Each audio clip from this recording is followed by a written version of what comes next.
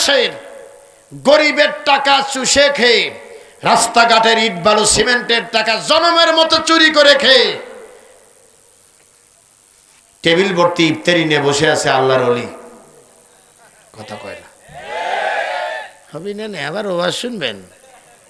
আধা ঘন্টার বাড়ি হলে দেখবেন এলাকা ক্লিয়ার। সুবহানাল্লাহ কোন? আমি কি মিথ্যা কথা বলছি? রাস্তাঘাটের ইট বালু সিমেন্ট চুরি করে খাইছে, ও রোজা আছে। কিছু নেতা আবার ছিল এরকম, আপনাদের এলাকায় হয়তো নাই, আসর নামাজের আগে থেকে বিরাজ করতেছে, মেশাক করতেছে। আল্লাহর ওলি বলে আসর নামাজ পরীক্ষায় পড়ে আসেন, দেখতেছি। কথা কয় না? এরকম আল্লাহর খাস বান্দা ছিল না? ছিল। কিন্তু অফিসের টাকা, আরে দাঁড়ান মিয়া, এখনকারটা যদি টানি তাহলে তো অতীতের ওয়াজ হবেই না। এখনকারটা বাদ রাখেন, খাস আল্লাহর ওলিদের নাম আমি বলে দিচ্ছি। খেজুরের দাম